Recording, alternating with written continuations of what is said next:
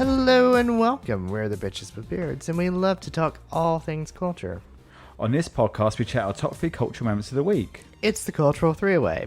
I'm Daniel. And I'm Max. We saw you from across the bar. And we really enjoy your vibes. Cheers. Cheers. There was no real chink there.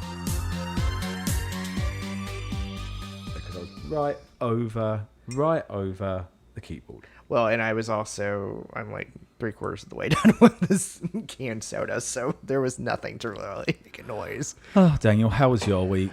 You know, it was an okay week. Not gonna lie, it was really nice not having certain members of my staff at work. I know that sounds horrible to say, but they weren't there. You bitch. They weren't there, and therefore I didn't have problems. And I was like, oh, this is what it means where I can function. Oh, I can spend Utter bitch. I can spend an entire day working on a report. Oh, no interruptions. Shut the front door.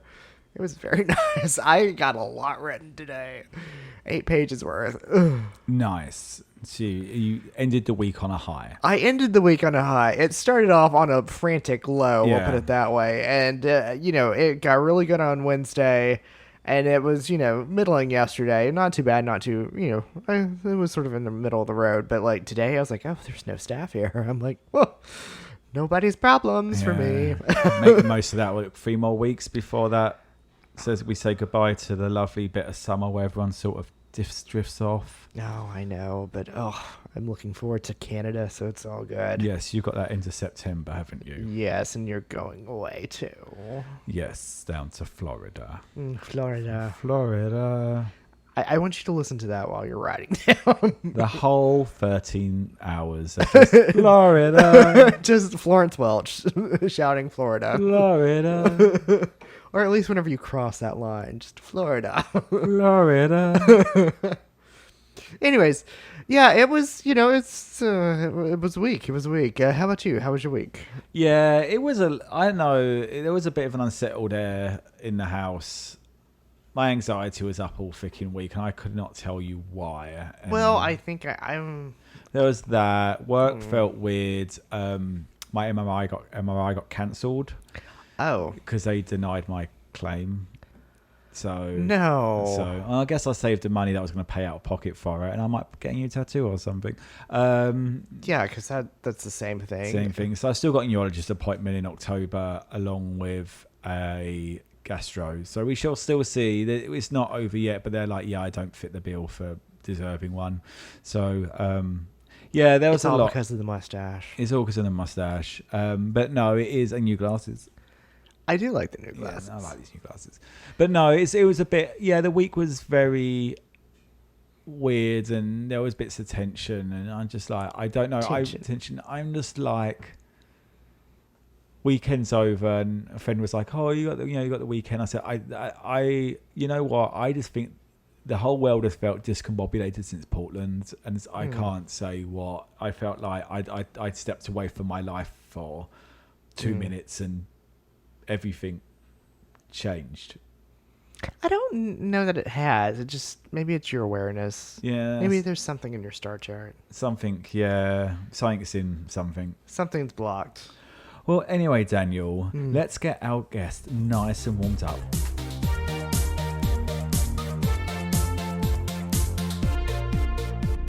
What was culture for you? Oh, yes. Culture for me this week.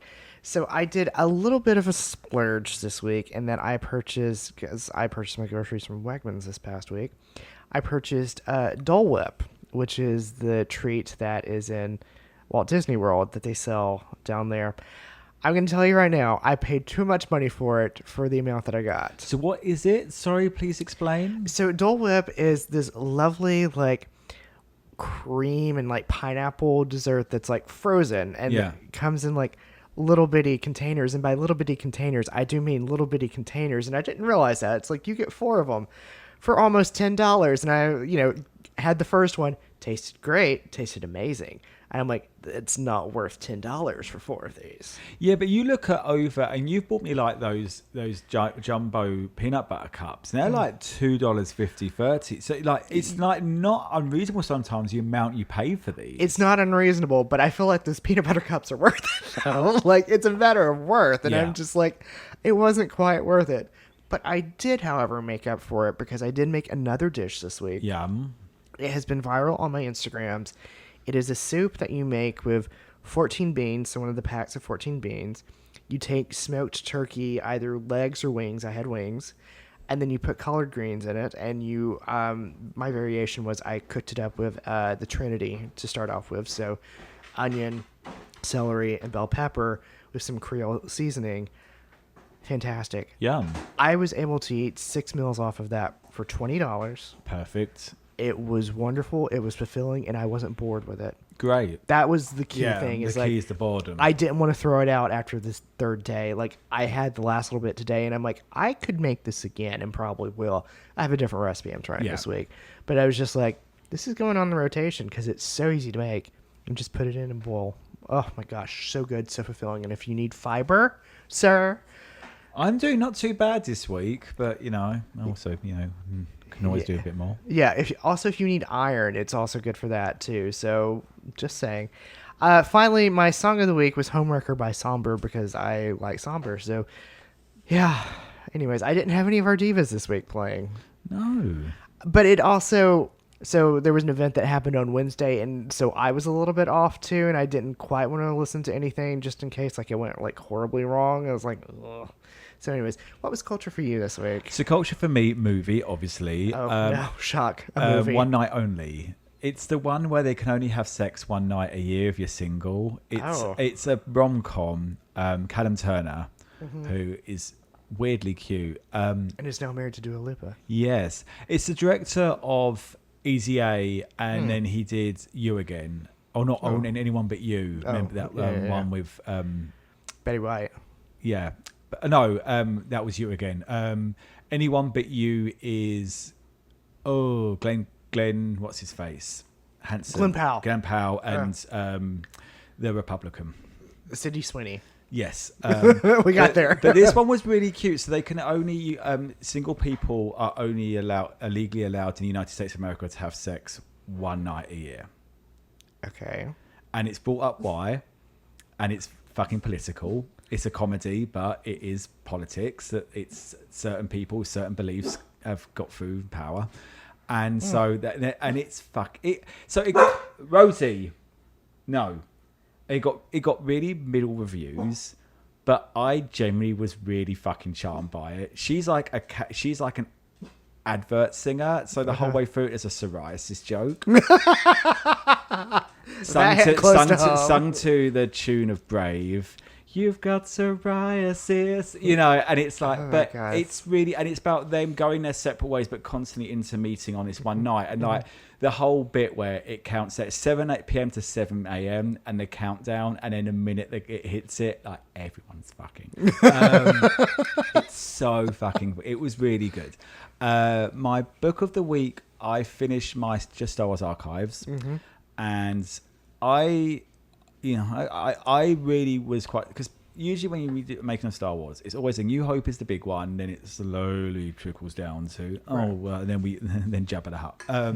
Jabba. But this one had like the story meetings about it, like transcriptions of story meetings between the four main players in the whole thing. So the scriptwriter, producer, Lucas and Mark Went, who directed it. And I was quite surprised how much, like, the first one was very much about the world building. The second, Empire Strikes Back, that archive explored the theology and like the what's driving them. And this one was like, how do we land this plane? Yeah. And so I learned a lot about writing in it. Or just like, I get what they're trying to do. And I look back and I would read them all again because I'm still working on my book. But I'm learning a lot from each book and like what I don't like. And now I'm on the opening chapter going, okay, how do we make the smoking gun? But this book was generally really good. And they went into a lot of the effects at the end and which was the shot with the most effects in it. I was like, did not expect that one. It's when the Falcon is... they've realised that the shield generator is still up, and they turn, and as they're flying back, they realise that there's the Imperial fleet has come in, and the TIE interceptors fly at them and shoot past, and there's multiple TIE interceptors going past it, and that has the most visual effect layers in the whole thing. Interesting. Yeah. I Very thought so. interesting. My music of the week. I've heard this woman. You've heard this one. Oh, this person. I don't think they are a woman. I'm not sure. Oh. In that sense, I think it's they them. Oh. They were in the movie King Princess. Yes, I've heard of King Princess. Right, they're in it. They played a slutty best friend. Straight, weirdly enough, because actually King Princess is highly dykalicious. Yes, So they have some music on. So because I actually now sometimes will get out a show, and if it's a good film, I'll put on the Spotify playlist. Fair, as you should, King Princess did "Love Is in the Air," their version. So I'm like, okay, let's get, because I heard King Princess on it, and then I looked at, that was King Princess in it. Okay, interesting. Yeah. Put on one of their albums. Fucking amazing. Was it their new one?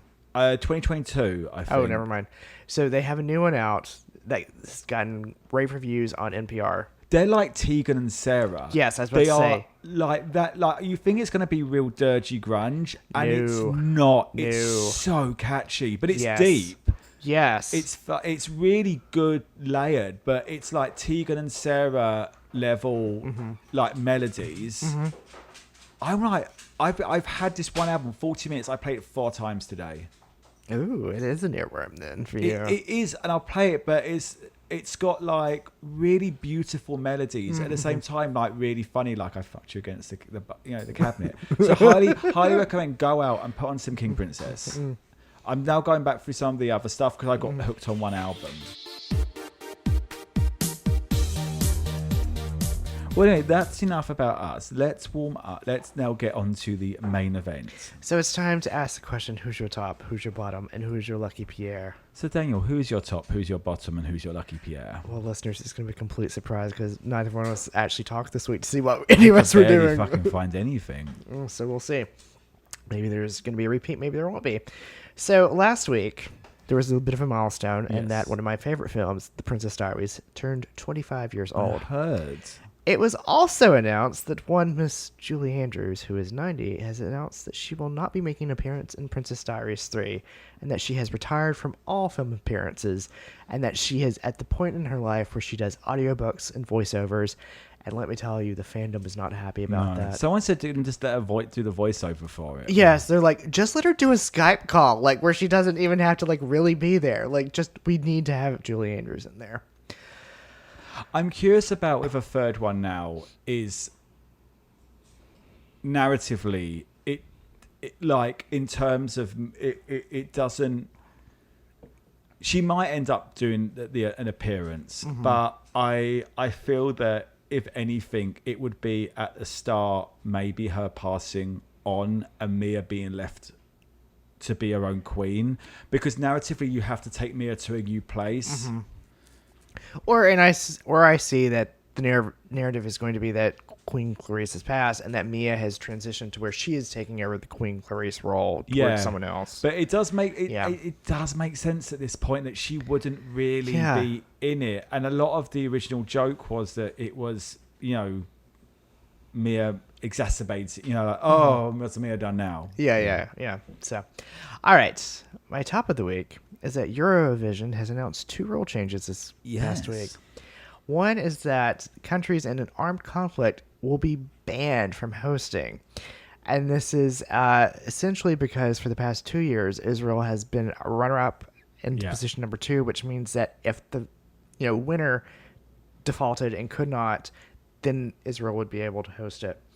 So they've stated that they wish to have safe and welcoming environments to all of their contestants. The second rule is that they have upped the minimum age of entrance to where they can no longer be 16. They have to be 18. That makes sense. In order to perform. Well, they also have Junior Eurovision, so I think it starts getting like a little bit. Yeah, so I mean, someone could be in it twice, in I one think year. as well is that it's also is certain rules regarding what is a minor, and it can end up like it can get a little bit. Yeah, let's not blur it like 18. Yeah, and safe at that point. All right, my lucky Pierre of the week is that sometimes silence speaks louder than words. Okay. Are you intrigued? I am intrigued, so I don't think it's anything I've got written down, so I'm like, yay, that was a relief. Did you write down the other 2? No. Oh, okay. I'm not there like doing that. Okay, all right.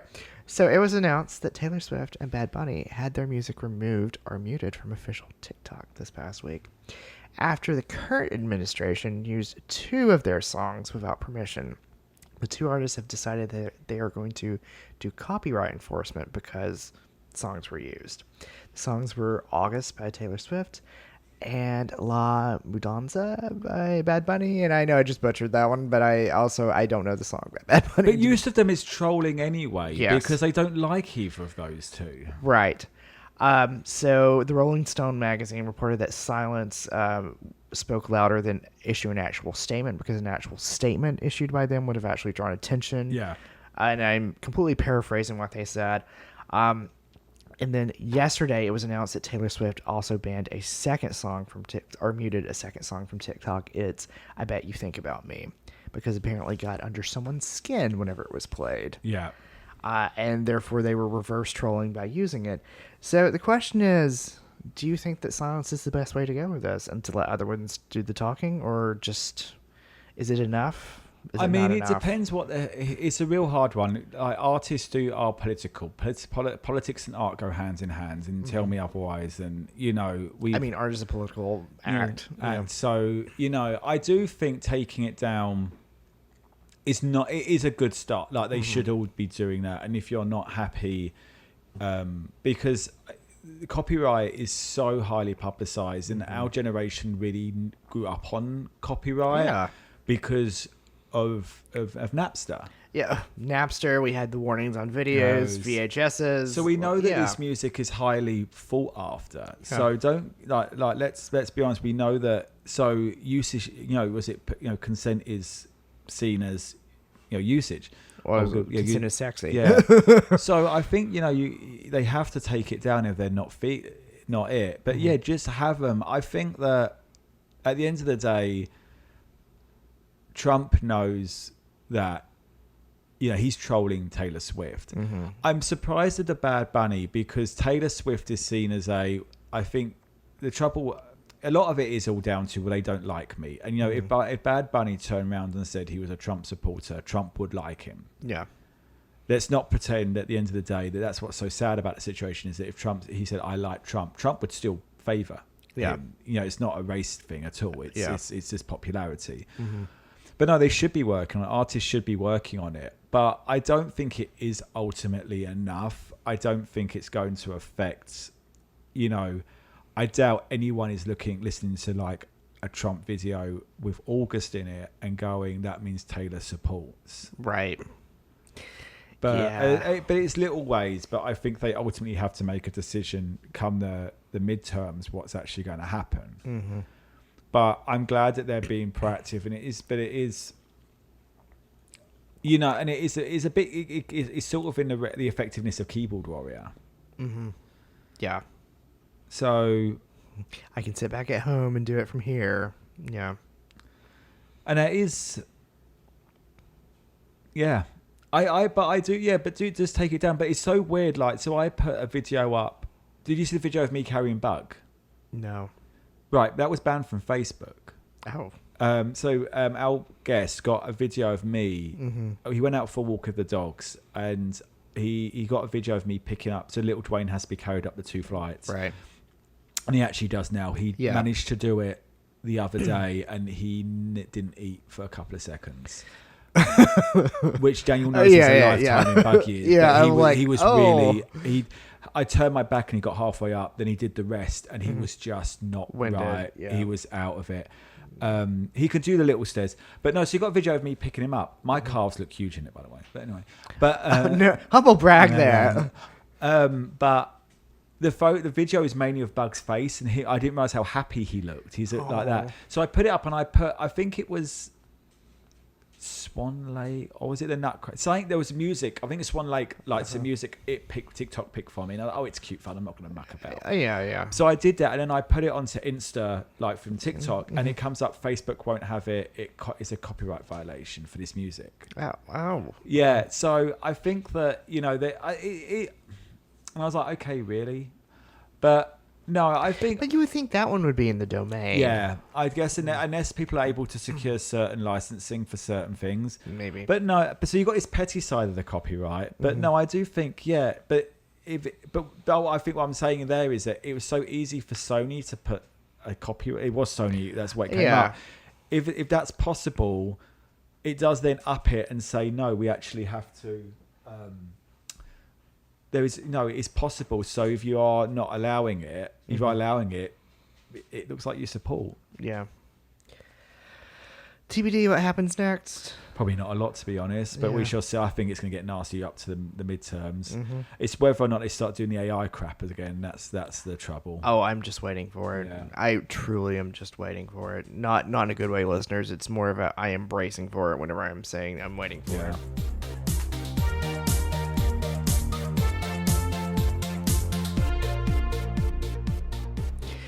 But who was your top and who was your bottom and who was your lucky Pierre this week?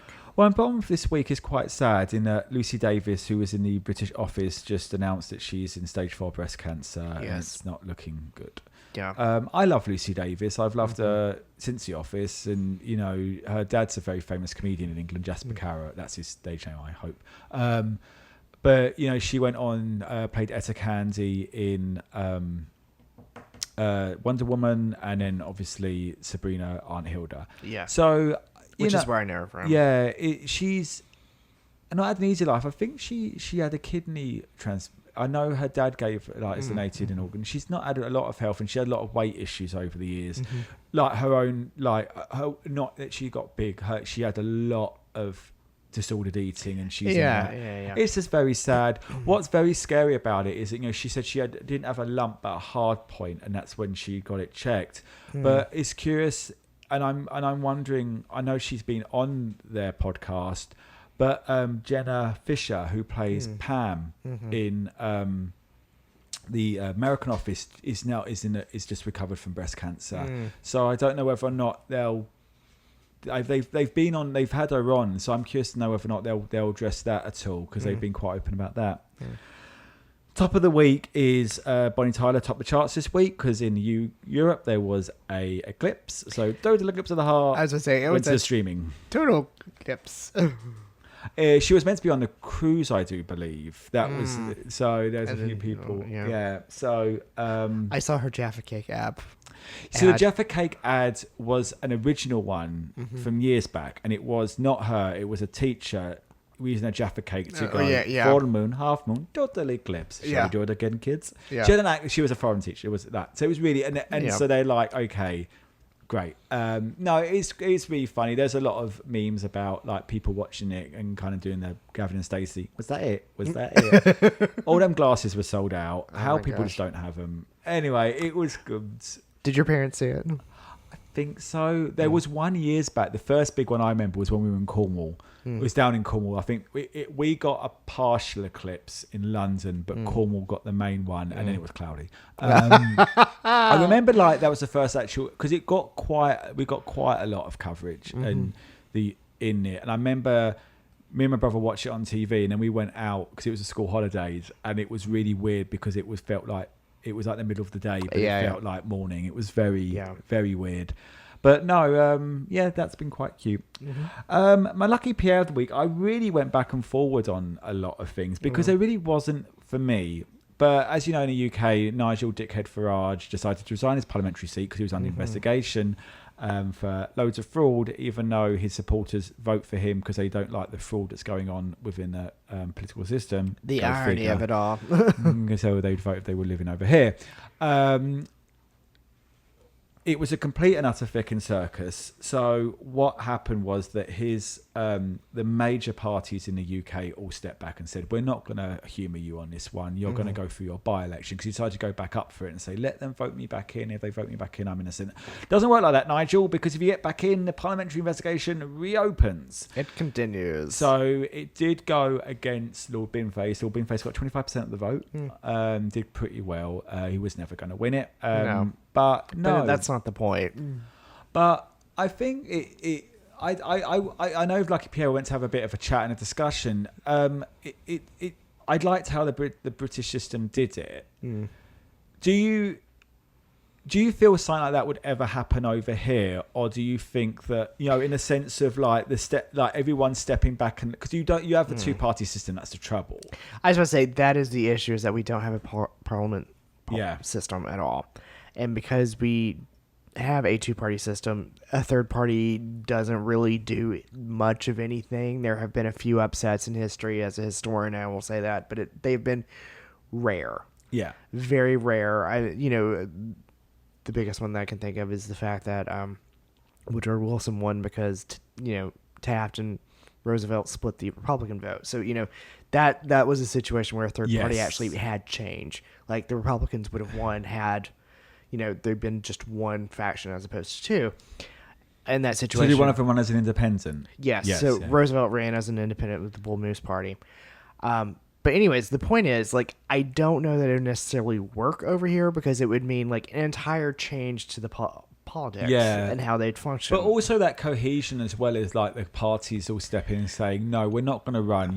This is a joke. You need to, you can't just walk away from it like that. We're going to have this by-election. We're going to show how much you're costing the taxpayers. The whole thing was just a complete farce. But here's the thing. Over here, if someone were to resign because of the fraud or anything like that, the investigation would continue regardless, though. Yes. That's the thing, is like it wouldn't just stop because they're no longer sitting in Parliament. Like, all right, you've been removed from Congress for this reason. The investigation is still ongoing, and you're going to have to deal with the ramifications. Think of George Santos. Like, that's a situation of, it continued.